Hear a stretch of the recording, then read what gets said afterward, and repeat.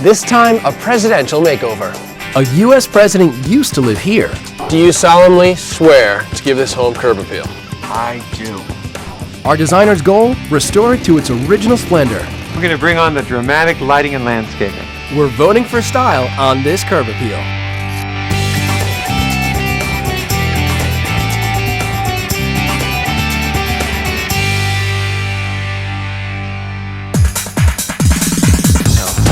It's amazing how many presidents lived in the same neighborhood, our neighborhood. There's no denying it. Brooke Rose and Greg Bush live in a Tony neighborhood. Here, there's a sign. Home of Franklin Delano and Eleanor Roosevelt, 1916 to 1920. Being in Washington, D.C., you get to see a lot of famous politicians and the homes they live in. So this was Hoover. This neighborhood is very historic because several presidents have either lived here before they've been in office or after. But Greg and Brooke fit right in with their neighbors. After all, their house is the former home of President Warren Harding. He lived there from 1916 to 1920 when he was senator from Ohio. And in 1920, he became president. So he went from this house that we're looking at to The White House. The White House. But for all its grand origins, the house today is far from presidential. There's landscape gone wild in the front courtyard, a driveway that's a concrete eyesore, and an entryway that's lost. There is one challenge though. It's trying to figure out where the front door is. Oh, well, that's easy. It's right there where the front patio is, right? Actually, no, it's behind that arch. Oh, yeah, I can see how that's a problem. Well, we got to make sure our designer knows how to find you, so let's go meet him. We're going to make President Harding proud. Designer Anthony Wilder's specialty is grand historic homes. This is a classic Georgian house. It's very symmetrical. It's kind of dead. We're going to bring life into it. We're going to punch it up, bring a lot of vitality with color and textures and soften all the lines. It's a little austere, but we can make it so dramatic. As far as I'm concerned, more dramatic the better. And we still want to keep the historic integrity of the house. I will not offend any of your high-powered neighbors. Time to tour. Right now, what this is this very old, beat-up concrete. The question is how to draw and make it really an entrance area. Because they see those doors in front, and then they see an arch, but they can't really see the front door. You know, I want it to be formal and stately and historically accurate, but I also want it to be, dramatic. Do you want to keep these nice doors in here? I think those are from the 1970s, not from the 1920s. We're going to soften all this hard brick with soft lights. Make it real dramatic. Soft shadows all over the wall. Soften all the front of the house. It'll transform it. Gas lamps on the outside entrance would be exquisite. I hope we can get some nighttime shots, because it'll be magic. Anthony's ready to do some magic and comes up with a plan. On the house facade, we'll put black shutters back up on the house like they were back in the day, louvered on top, paneled on the bottom. At the front of the yard, the overgrown boxwoods have to go. Instead, a series of espaliered plantings will soften the hard lines of the brick wall. In front, we'll build a sweeping contoured wall with a bench. The curved lines of this seating area are in keeping with the Georgian style and will mellow the austere look of the house.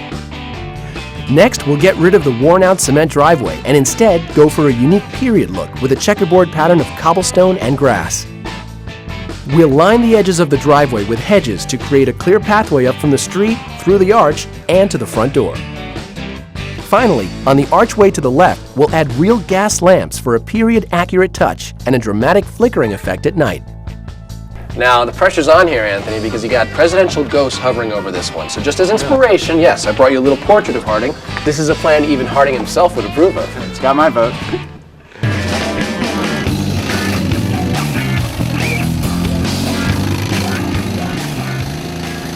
Today we're actually doing demolition of the original driveway. It's been probably a good 2 months to get everything approved through Washington, D.C.'s Historic Society, and then have to go through and get all the permits approved, which took a lot of time as well. So things took a little bit longer to get started, huh? Yeah, it's a price you have to pay when you work on a historical house. This is Historical Society wants to approve everything. Well, I'm assuming your plan passed with flying colors. Well, they like the driveway. Well, that's a start. The rest of the cement is torn up near the front door, and Brooke comes home to take a look at the progress. Talk about dramatic. I wonder if we actually bit off more than we could chew. I bet you Harding's rolling over in his grave right now. Don't worry, don't worry. I'm sure everything's going to come up much better than before. I'm sure it will. Things are really going to start taking shape around here, so stick around to see what we've got in store for this historical house. Up next, how to pick the right shutters for any home. The choices are overwhelming. A design setback. Historically, we got rejected. We're a stone's throw away from curb appeal. Next.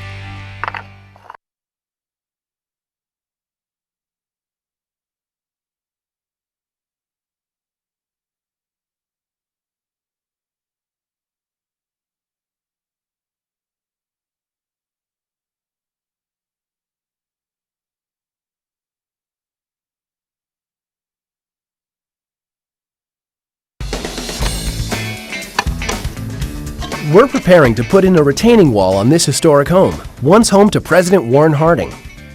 Anthony, I'm a little bit confused because your original plan called for a curbed cement wall in the front with a seating area. Now what's going in looks square to me. Historically, we got rejected. So it's Plan B mode now. To comply with the historic board, Anthony changes his plan. A 3-side brick wall is going in, creating a raised garden from the curb. It's going to be an extraordinary transformation of the front of the house. Anthony's next goal, finding brick for the wall that'll match up with the house.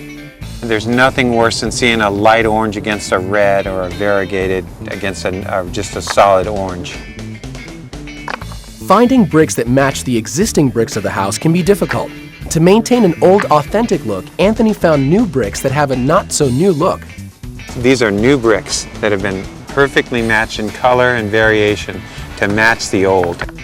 The bricks are color matched, then tumbled and chipped to give them an old look with all the